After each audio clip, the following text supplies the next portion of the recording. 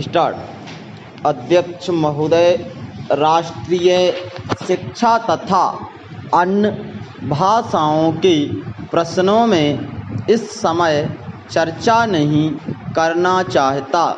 इन दोनों विषयों पर चर्चा भाषा विधेयक के आने पर की जाएगी।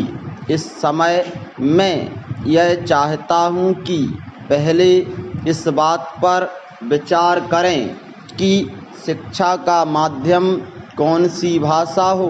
मेरे विचार में शिक्षा के हित में इस बात की अत्यंत आवश्यकता है कि अपने देश में मातृभाषा को, या जिसको हम अपने देश की राष्ट्रभाषा कहते हैं, उसको शिक्षा का माध्यम बनाया जाए।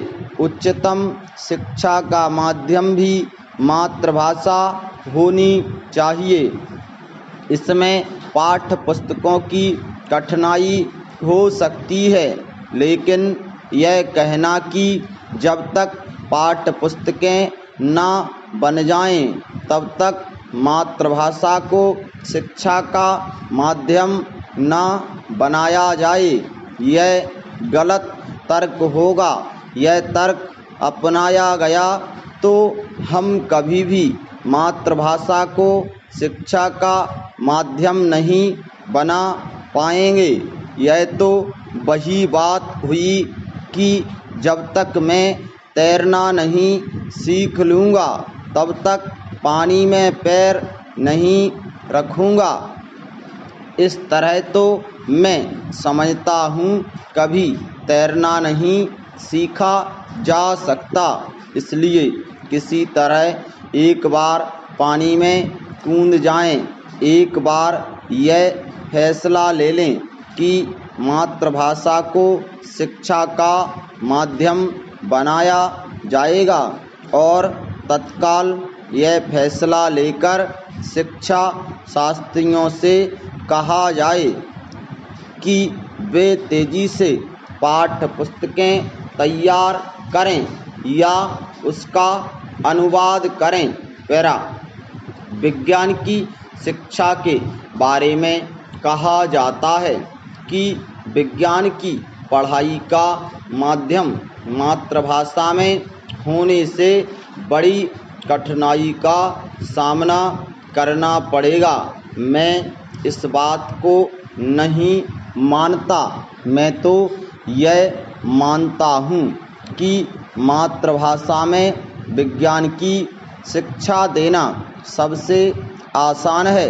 समाज शास्त्र की शिक्षा को मातृभाषा के माध्यम से सिखाने में शायद कुछ समय लगे, उसकी पाठ्य पुस्तकें बनने में शायद कुछ समय लगे, लेकिन विज्ञान की पढ़ाई के बारे में यह बात नहीं कही जा सकती। विज्ञान के फार्मूले ज्यों के त्यों रखे जा सकते हैं। विज्ञान की शब्दावली को भी ज्यों का त्यों रखा जा सकता है, केवल उन्हें मातृभाषा में समझाना है। इसलिए विज्ञान की पुस्तकें और विज्ञान की शिक्षा के लिए मातृभाषा को माध्यम बनाने में कोई समय लगने वाला नहीं है, चूँकि हम अपनी शिक्षा नीति में सबसे अधिक जोर विज्ञान पर देने वाले हैं। इसलिए मैं समझता हूँ कि यह सबसे अच्छा कार्य होगा यदि हम मातृभाषा को शिक्षा के माध्यम के रूप में स्वीकार कर लें। पैरा। अध्यक्ष महोदय, हमारे शिक्षा आयोग की रिपोर्ट में एक बात और बहुत अच्छी कही गई है, और वह यह है कि हमें अपनी शिक्षा में विज्ञान को अधिक महत्व देना होगा।